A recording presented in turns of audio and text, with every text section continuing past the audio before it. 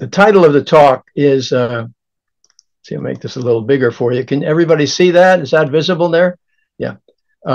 It's Remembering Irish, Celtic, Catholic, Christian Eco-Spirituality, a long, somewhat technical name. I want to make it clear that I'm not just speaking from the Catholic tradition or for Catholics, but the basic framework I want to share is Christian. However, Irish, Celtic, Catholic spirituality is the resource that I'm appealing to for that. I call it an eco-spiritual resource for regenerating Western Christianity and global ecology at the end of the modern world. I'll just begin with a little story. This picture up here, I have a better picture of it. Let me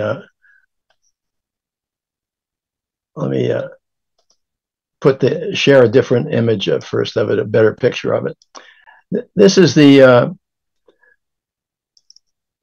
lake in Ireland, in County Wicklow, in the Wicklow Mountains, called Glendalough. In Irish, that means the Valley of Two Lakes.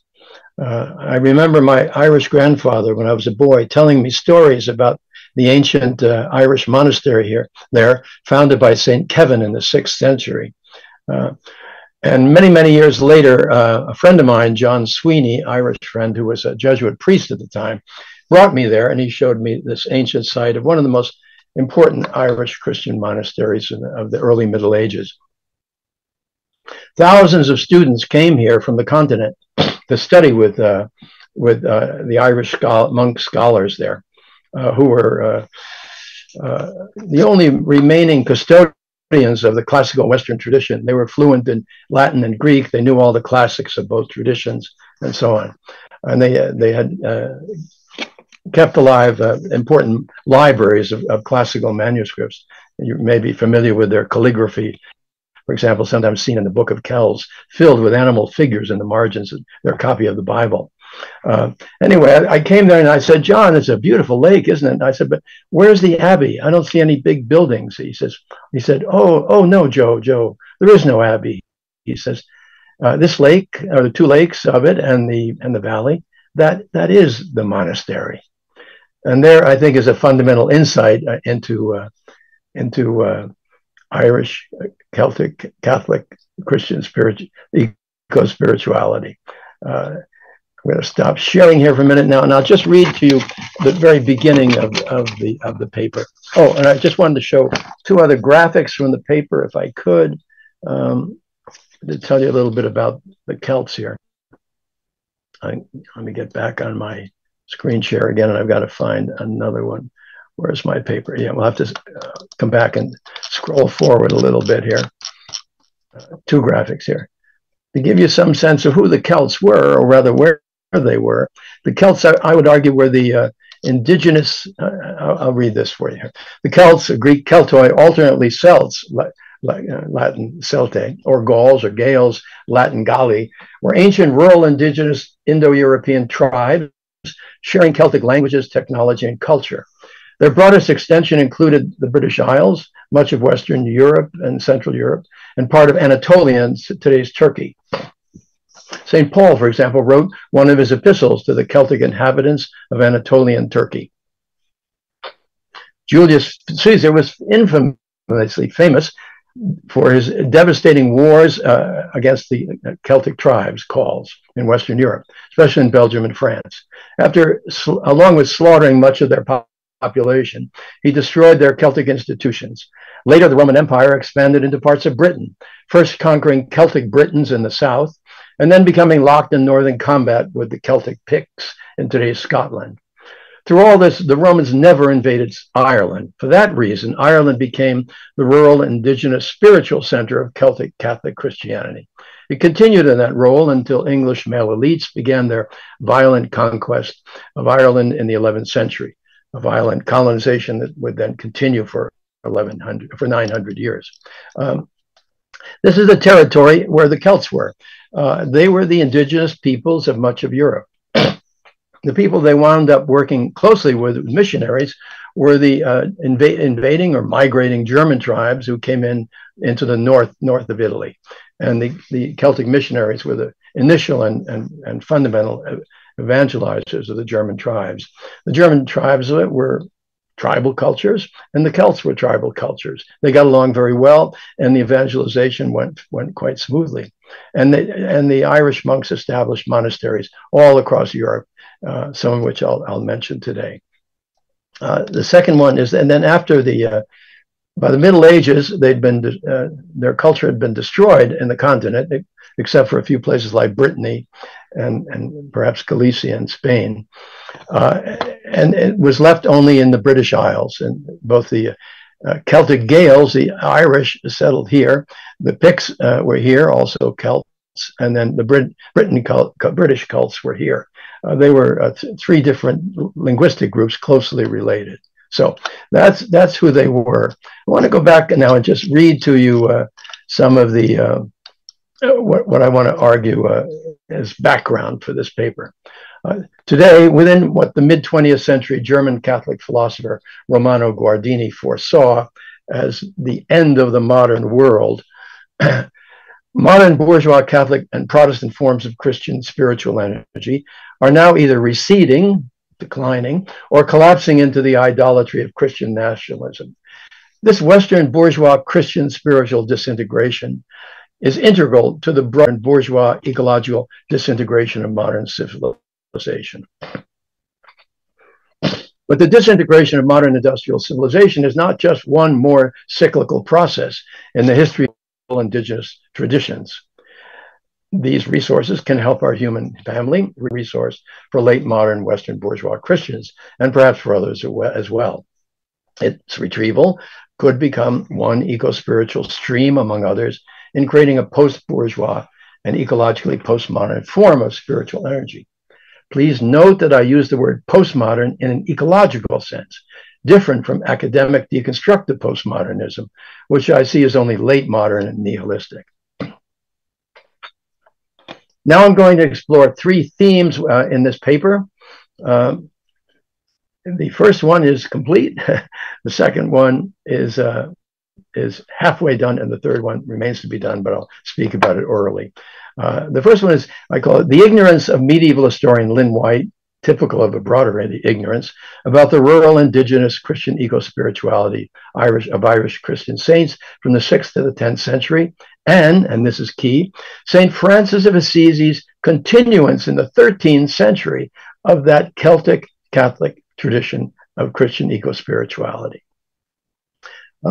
Secondly, I want to briefly talk about the English Catholic attack on Christianity. Began in Roman Catholic form when Norman Anglo-English invaders invaded Ireland in the 11th century, partly conquered it, but did not try to replace it with Roman Catholic Christianity, which was quite different and carried the Roman imperial heritage, but they somewhat succeeded, but only in certain areas. And then in the 16th and 17th century, English Tudor Protestant destruction of the Irish Celtic-Catholic Christianity beginning with Henry VIII and continuing through to his daughter Elizabeth. And they attempted to destroy Irish Celtic-Catholic Christianity, replace it with Protestantism. They did not succeed in replacing it with Protestantism, but they did succeed in destroying it. And the residual Roman Catholic Catholicism from the 11th century that was there in certain sectors of Ireland then became dominant.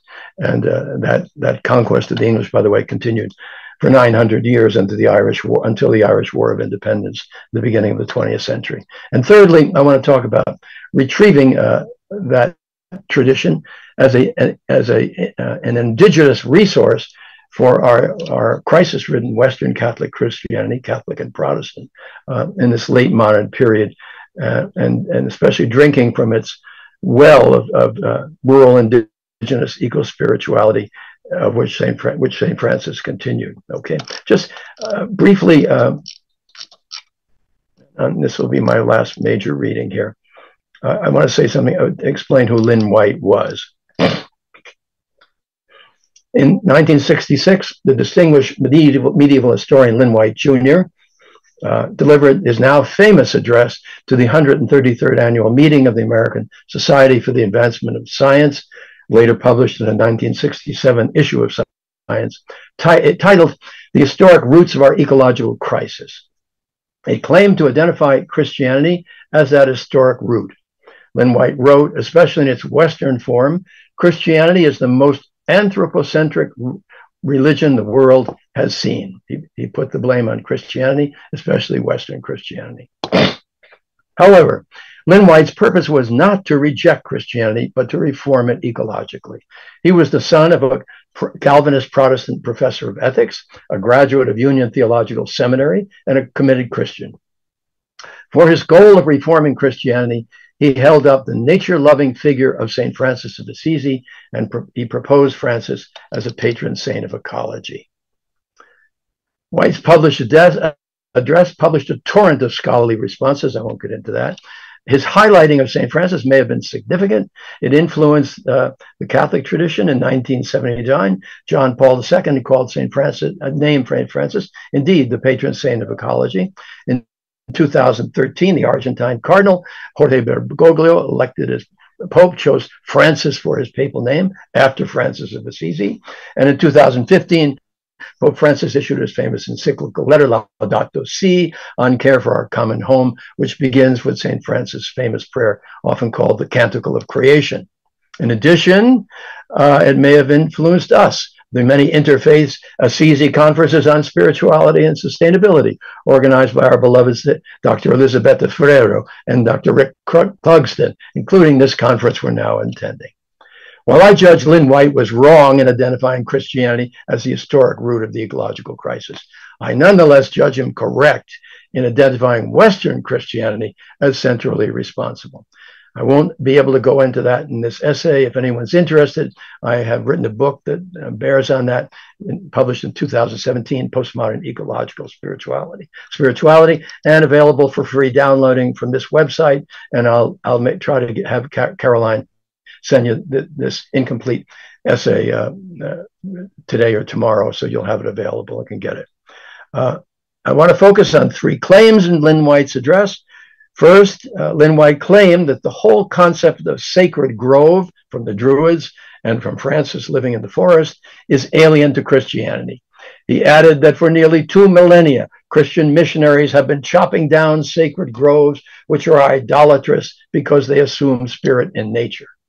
Second, Lynn White stated that legends of saints, especially Irish saints, told of their dealings with animals, but always, I believe, to show their human dominance over creatures. Third, Lynn White portrayed St. Francis as a singular and exceptional figure with no precedent in the Christian tradition. But Lynn White's three claims are all wrong. And I suspect he would have been delighted to address them, to learn that. I'll address all three of his claims. The first one is, and I want to hear, and I'll come back now and leave behind this text for a moment. Let me just advance my own particular pages on it here. See them. We'll stop sharing for a moment. Okay. I want to draw on here a wonderful book by Edward Sellner. He is a retired professor of theology and spirituality from St. Catherine's University. Edward Sellner, there. That's his book. And there. I'm going to put a list of books also at the bottom of this essay, so you'll have it. And he's also a fellow at Oxford University's Center for Animal Rights. Okay. Ed is an old friend, by the way. The book is just filled with stories about the Celtic saints and the Irish Celtic saints and their close relationship of not of domination, but of spiritual kinship with animals. But first, I want to explain a little bit about sacred groves. Again, Lynn White said that these groves are foreign to Christianity. Well, the Celtic monasticism, which went and evangelized Europe in the north, quotes barbarian German tribes were invading, and the Celts were considered barbarian German tribes, barbarian tribes themselves by the English. They launched a huge missionary campaign that also included monks from Scotland and from Wales. However, Irishmen and at the same time Benedictine monasticism was emerging. The early Roman Benedictines made somewhat of an attempt to evangelize the German tribes, but they failed. But they were so culturally different. They were upper-class Romans. Benedict and his sister Ursula, who co-founded the Benedictine movement, her sister rather, Scholastica, who co-founded the Benedictine movement, were daughters of a Roman lord, and they couldn't communicate. However, when the Irish monks came, being tribal people themselves, and generally members of the leading sons of the leading families of the Irish tribes, they were welcomed, and they got along very well with the leaders of the German tribes, and through that began the evangelization. By the way, in regard to Italy, the most famous continental Irish evangelical monk by the name of Columban established a monastery not too far from Assisi in Bobbio, one of the most famous monasteries in Italy, called now the Abbey of San Colombano here in Italy. Francis, as a young man, journeyed in pilgrimage there and studied about the Irish foundation, monastic foundation there. However, it was originally quite different than the Benedictine monasteries. Benedictine monasteries were large stone buildings where monks, initially from the Roman Empire, went to flee the world, and they were inner directed. If you read the Rule of Benedict, everything is about the inner life of the monastery. It is said that the Irish monks had a rule, but that's, as scholars now say, that's not historically accurate. They had no rule. It was an outer directed missionary effort. And where did they go? They went to the deepest regions in the forest that they could find, and they established there a spiritual center which drew people to them. They were not fleeing the world. They were not fleeing their people. They were positioning themselves in the heart of nature. And many of the monks said that their earliest, the earliest co-monks with them were beavers and bears and badgers and squirrels and foxes, and that they were their fellow monks and that they helped them make the monastery. I just want to read to you now just one quote, if I can find it in the paper, from Ed Sellner's book. He said, Celtic Christians found it natural to experience communion with God in their natural surroundings. In the stories of the saints, they often found establishing their monasteries and oratories in places where the Druids and Druidesses, because apparently the Druids just slid easily over into Irish Christianity. And the Irish monasteries were probably originally Druid schools all over Ireland and Scotland and Britain and Wales. The Druidesses and Druidesses had one taught and worshipped in the midst of oak groves or near sacred springs or on the shores of secluded lakes like Glendalough or in misty islands far out in the sea. And this is what the places to which the Irish missionaries went. So that's Lynn White was wrong in that. Secondly, he said that the Irish monks were trying to express their domination of animals. I could say much more, but I'll just read again another couple of quotes from Ed Sellner here. The lives of these Celtic saints constitute the largest body of hagiographies of any group in Christian history to have so many animal stories included in them. The sense of kinship was not domination, kinship, spiritual kinship, was not only an intrinsic aspect of Christian living in Celtic lands, but it influenced the Irish saints raised in geographical areas, the later saints raised in geographical areas on the continent, ministered to by Irish missionaries. As we will see in these stories, the Celtic saints had this special affinity with animals. Kevin shelters in his hand a blackbird that probably sang from him. Kieran meets a wild boar that helps him clear land for his monastery. Camal Sewell in Iona of Scotland, his white horse sheds great tears at his master's dying. Secondly, the English destruction of Irish Catholic Celtic spirituality. As I said, in the 11th century, King Henry the Second invaded.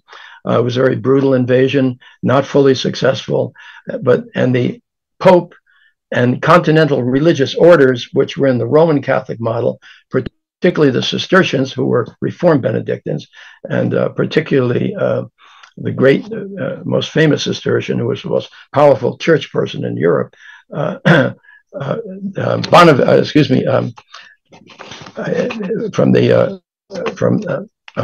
have a senior moment there.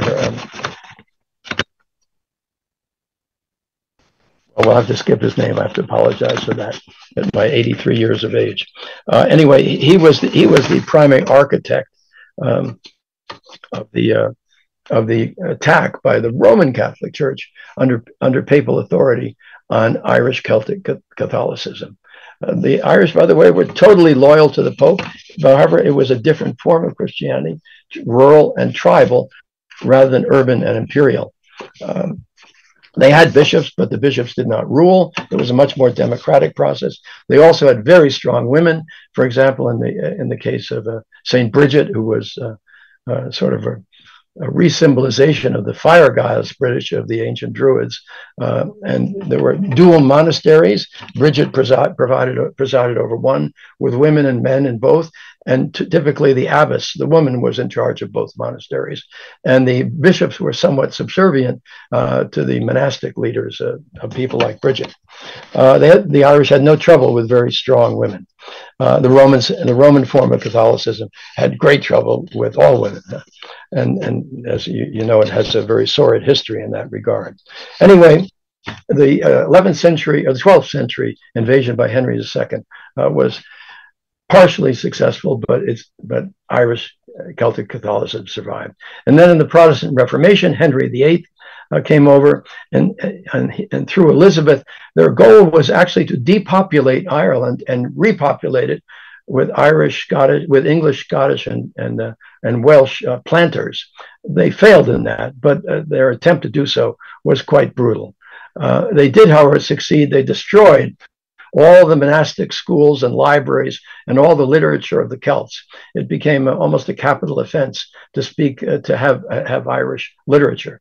They pushed the people into illiteracy, much as they did and the British did in North America with the American Indians in Massachusetts and the early colonies. They tried to replace the indigenous people who lived there, and they tried to destroy their culture.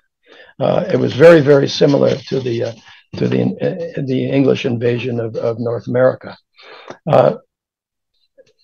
We'll leave it at that there. As a result, Western Christianity lost what I would call the indigenous eco-spirituality of the Irish Celtic Catholic tradition. I can't help but wonder if the evangelization of the continent in an Irish Celtic eco-spiritual form, and the center of their spirituality was eco-spiritual, had been allowed to flourish if the English had not invaded, if the Pope had not actually given Ireland to England, to the English king, much as he gave all the Americas to the Spanish and the Portuguese, and later and with the doctrine of discovery. Of course, here he was dealing with Christians. There, the justification was that they were pagans. Here, they had to make up a justification that the Irish were ignorant and vile and barbarians who were wicked Christians, and they needed to be re-evangelized, an absurd contact. But that was the reason, that was the justification. If that had not happened, and if the Irish Celtic monasteries on the continent had been allowed to flourish as they began, rather than being replaced by Benedictine monasteries, which carried the Roman imperial tradition, one can't help but wonder if Europe would have been an entirely different civilization. It's conceivable that we would not have Western civilization now leading in the ecological destruction of planet Earth. That is possibly conceivable, because in my view, the direction that Roman Catholic, and I'm a committed Catholic in the Roman Catholic branch of Catholic Christianity, the direction that the Roman Catholic tradition took, first of all, through its Benedictine monasticism, secularized what they call the material world, using a kind of Platonic dualism for their spirituality. The material world became secular, and the higher world became spiritual, the world for Plato of ideas, but for them of the heavens, of heaven. It would be not long after that, in the Protestant Reformation and the rise of early science created by Catholic and Protestant scientists, that they would begin to get shaky about this upper spiritual world. And as science developed, the spiritual world would be pushed more and more marginalized, pushed down into the inner psyche, disconnected from the outer world, and finally, in many cases, replaced by secular psychology. And then we were left with what the great British mathematician and philosopher Alfred North Whitehead called scientific materialism. And scientific materialism has been the driving force through its two expressions in liberal capitalism and scientific socialism. They have been the competing but collaborative forces in driving the destruction of our planetary biosphere. I think that, and many people believe that, unless we can retrieve a deeper spiritual foundation for Western civilization and for all civilizations, and recover the sacred nature of nature itself and our kinship with all biological life, certainly with all the animals. As the Native Americans often say, the animals are our brothers and sisters. Francis is hardly unique in having said that.